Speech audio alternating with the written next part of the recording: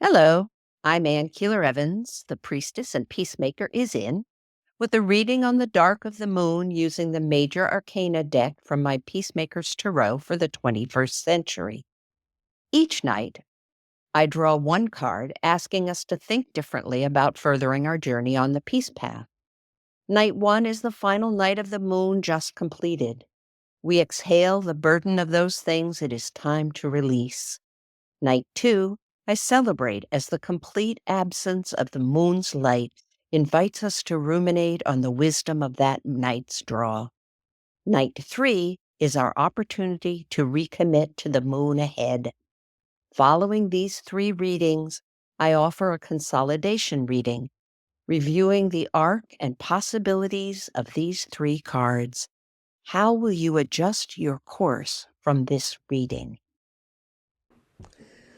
Well, dear ones, welcome to the darkest night of the moon.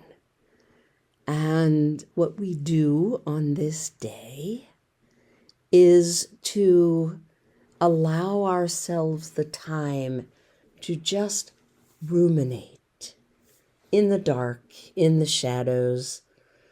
In the summer, I think often of floating in water, but this time of year, I'm really thinking about in a dark room under a comforter and just considering.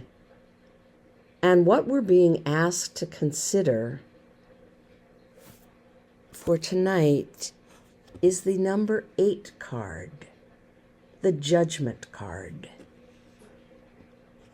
And I actually did this reading before, and I sent it off to my web guru, and he went, Anne, it is so long, and it was twice the length of anything else I've ever done, and it's so dark. So we thought we'd try another one here and see what we get from you. I will say that right now, if ever there were an important time to be using good judgment, that's right now. And we always have to differentiate between judgment and judgmentalism. And we also have to remember that when we're working on our judgment, it's really helpful if we spend our time looking at what we judge to be good. The more we go toward that judgment, and the less time we spend going, oh, that's bad, we don't like that. The next thing you know, we're spending our entire life iterating every single little thing that's bad in that, as opposed to saying, this is good, I want to move toward that.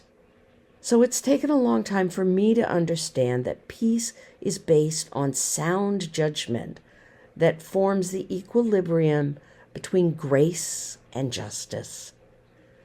People's souls, characters, and sometimes lives are held in the balance of the way we make decisions and judgments.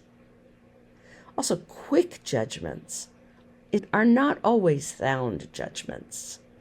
Judgment can put you outside society unless it struggles with justice and grace. Judgment should be carefully undertaken to consider both of them.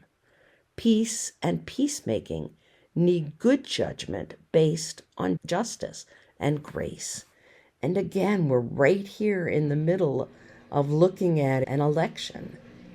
And so it is incumbent upon us to be considering justice and grace. What are we going to vote for? And remember, these are not polar opposites.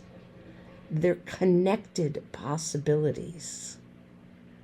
And there's lines and connections between them. So justice is the work of restoring equilibrium to both the one who acted outside their humanity, as well as offering comfort, understanding, and restitution to those who have been transgressed against. And grace seeks to understand the root of the transgression, asking questions and building bridges back to community and the people transgressed against. Grace breaks our souls open for peace. So once we make up our mind what our good judgment is, then we have to see where justice lies in that and where grace lies in it and how we work with that. And people will work with different sides of that. But we're here to spend this time dreaming about justice and grace. And we're here to make good judgments and to speak those aloud and then to vote on them.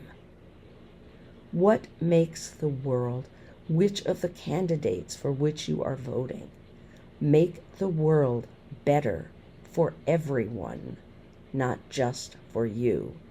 Because we're peacemakers, and peacemakers make a path for everyone. The whole world, no exceptions. Find out more about me at AnnKeelerEvans.org. Support me at patreon.com, AnnKeelerEvans. Following the moon is a lovely way to measure and celebrate life's beauty and bounty. Please join me. Salam, shalom, peace, and blessed be.